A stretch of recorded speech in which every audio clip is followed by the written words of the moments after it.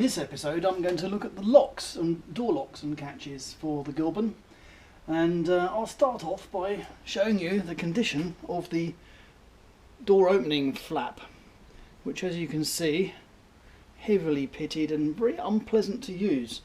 Now, Gilban is quite unusual, especially for a car of the era, in having flush door handles.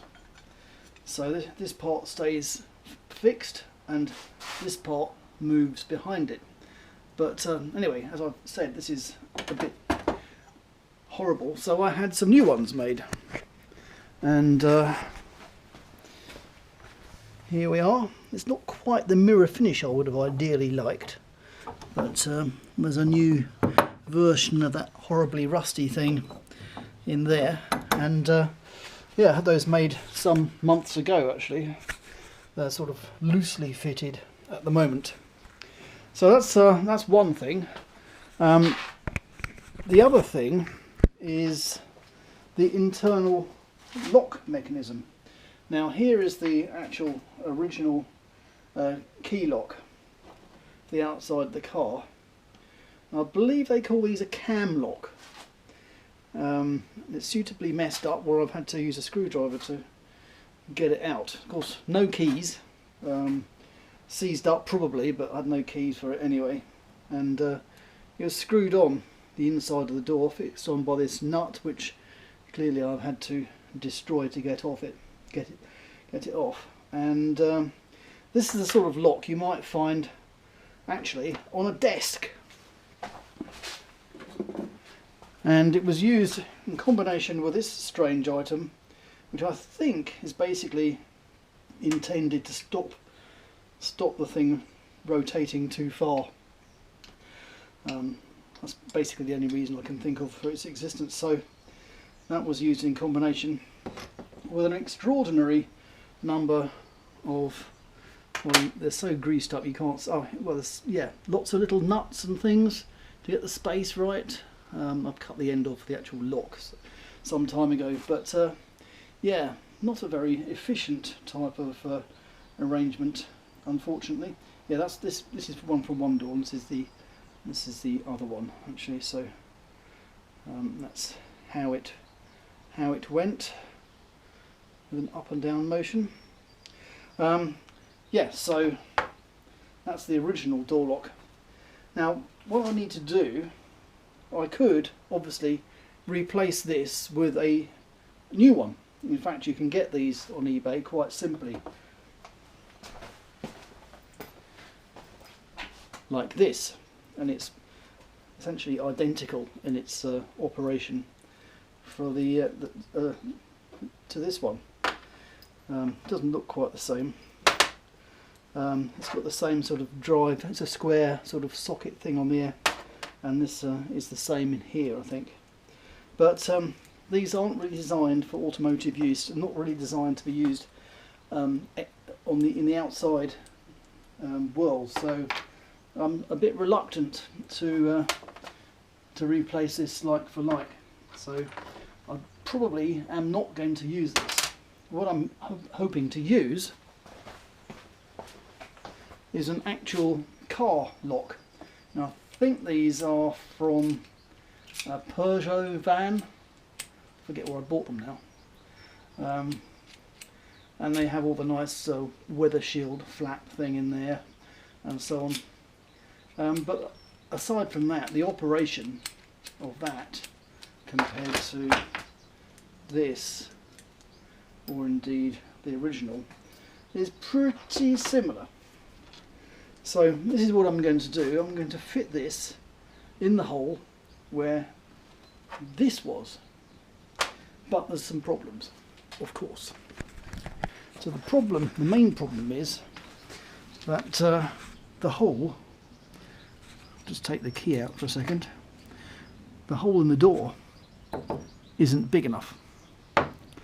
And if you look there, you can see that the flat part here is round about the same diameter as the recess. So it will comfortably occupy the hole, probably being slightly surface mounted, which is quite nice actually. But one of the key problems is the thickness of the door.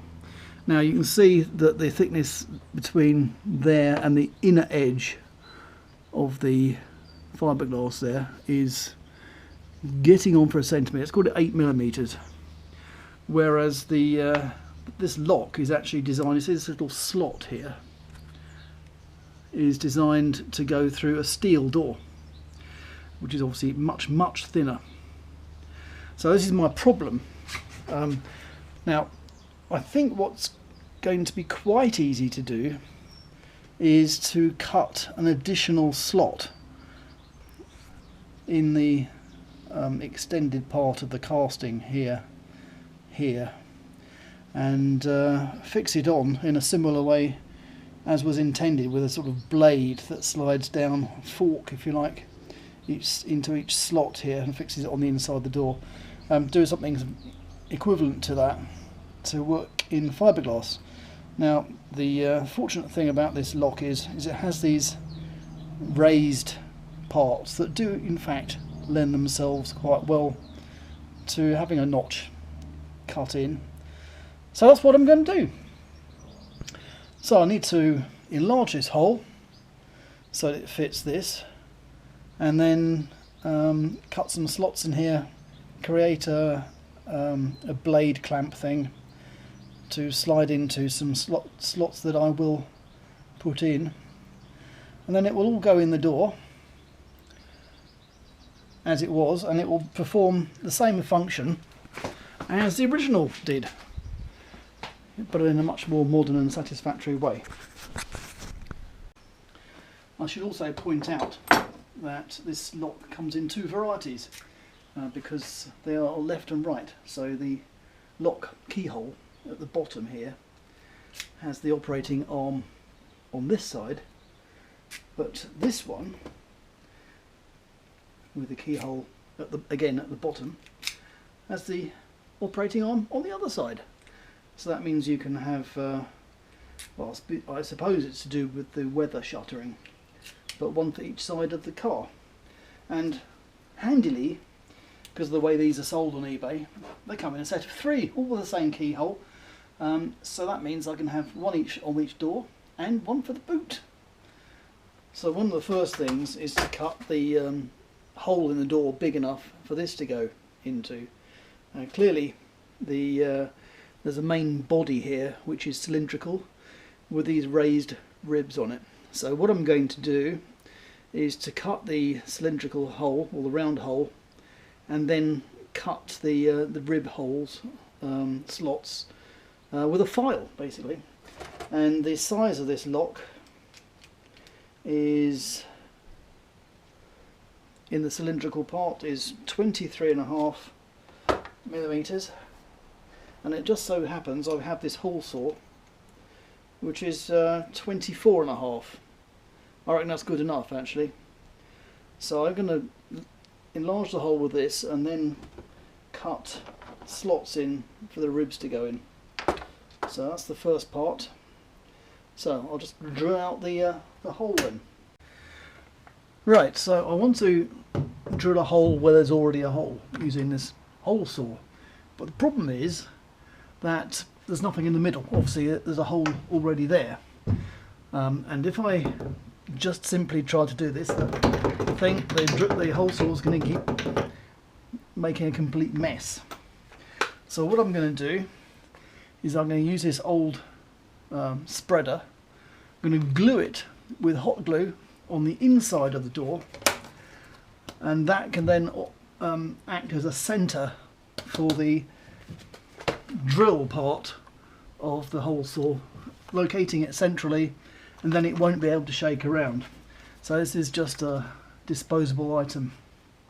So I'm going to glue this on the inside of the door as soon as my glue gun's heated up. Right, here's my glue gun. It's nice and hot. So just put a circle.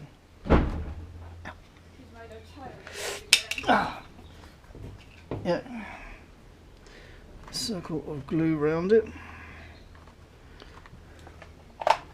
and push this on the inside of the door. Right, so now we have the keyhole blanked off, and in principle I could go straight through with this hole saw into the middle, but I think I'll drill a pilot hole. Okay, one in the middle.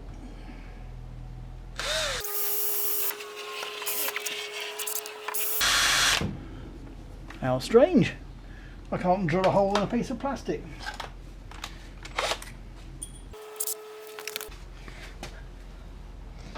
Let's try this again. Okay, it's all about getting the speed right, it seems. And a slightly bigger pilot hole, I think.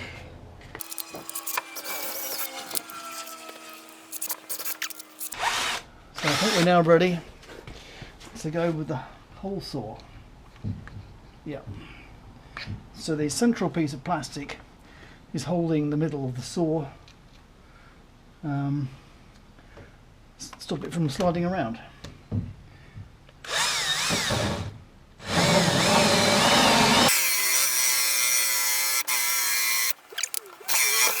There we are. And now the main hole is drilled out. Of course, the central piece is no longer needed, so I'll find a way of levering that off. And then we'll be on to cutting or notching out those slots. And in there you might be able to see the spreader piece of plastic, and it's stuck on mighty well actually. But anyway, luckily the glue peels off the inside of the fiberglass quite nicely, and that bit is finished with for the time being.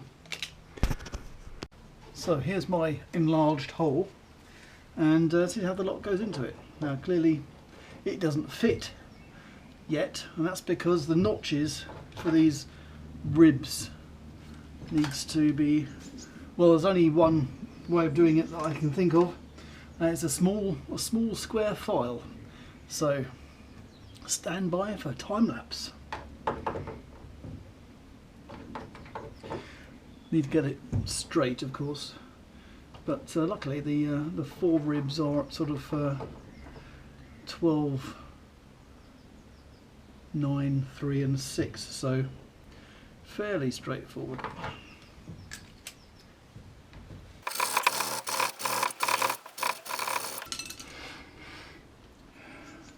The one at the bottom is actually wider than the other three, so that's why this one's going to be wider. In fact, it needs to go wider still.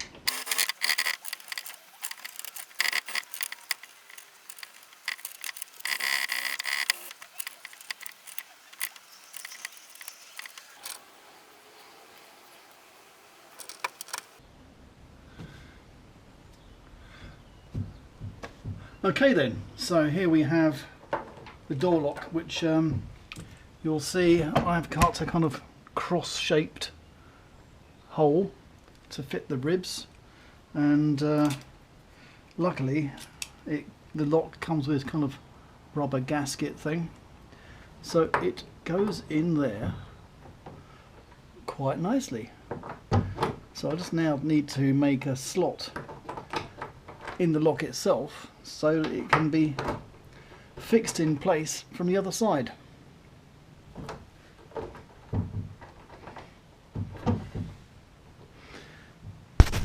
I've decided to recess the lock slightly.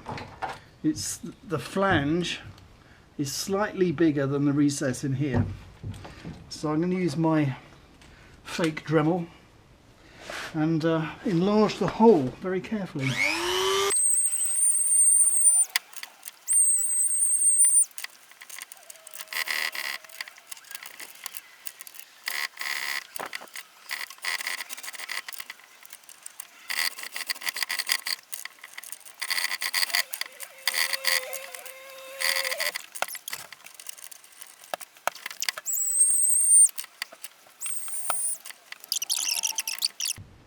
But I think that looks a lot better. So that didn't take me too long, maybe half an hour, not much more.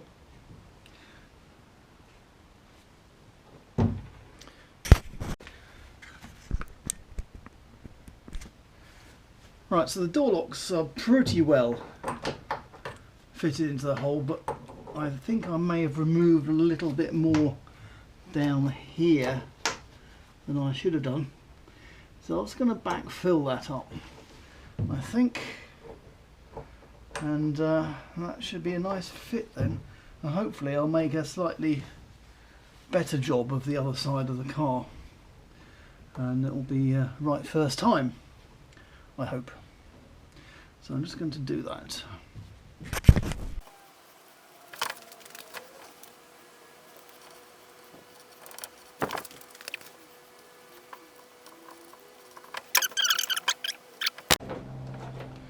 Right, I'll just cut this back with the Dremel.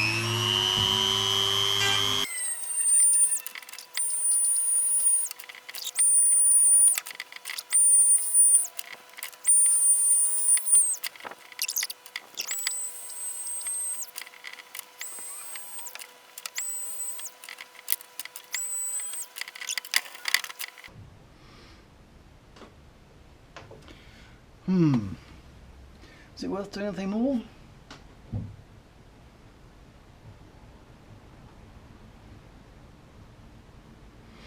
Yes, it probably is, isn't it?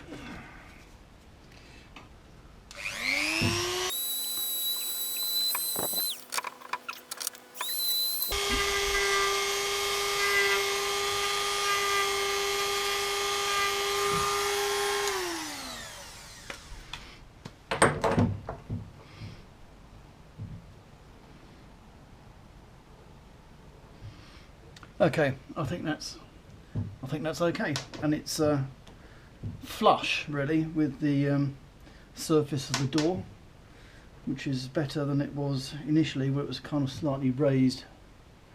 So I think that'll do.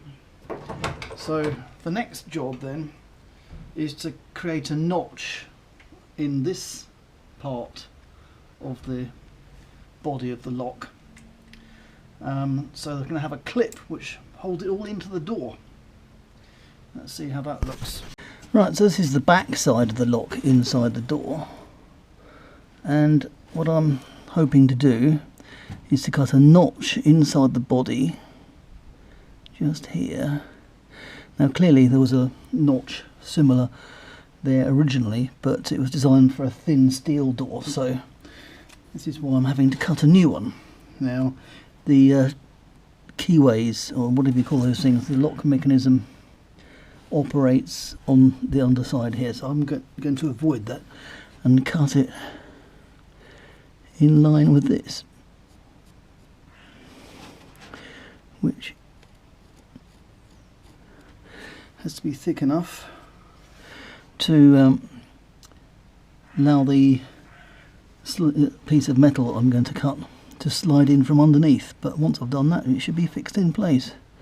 And obviously all these notches stop the thing from rotating in its hole. So that's my mark. I just now need to cut a piece of metal. So here's the lock out of the door, and you can see there is actually a notch already there, but again it's designed for a metal, so this is where I've got to cut mine. There's obviously the red mark obviously a lot further into the door. Now, not all of that is due to the extra thickness of the not all of the extra thickness there is due to with the actual thickness of the door. Some of it is due to the way it's molded to have a recess. So, well, whatever. That's what I need to cut, is a notch there and on the opposite side to perform the equivalent function. On another part of the door, if I chose to move the keyhole, for example, then the distance there no doubt would be a lot less. But anyway, that's where it is in this particular occasion. So I'm just going to mark the other side. Okay. And now I'm going to cut a notch out, and I'm going to cut it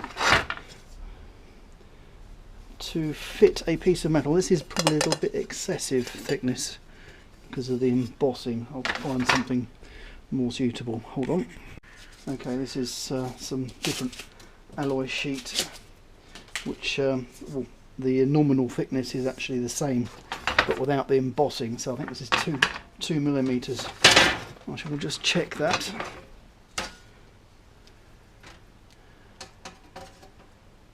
Yeah, 2 millimeters. Okay, so we need a 2 millimeter thickness slot in there and there.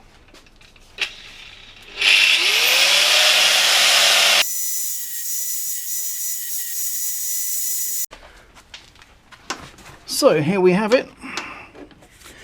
In the door is the lock fitted in with this plate. Now, it would have been nice to have fed it in from the top, and therefore it would stay in with gravity, but as you can see, you've got the inside of the handle moulding which prevents that. So I shall probably put a blob of filler or something to stop it from dropping out. And interestingly, you can see the operating arm of the lock, and if, to be honest, if it was any longer at all, it would be catching. So that is perfect length. So that's pretty good. So I just need to make another one of those and modify a second lock hole, and we should be well on our way.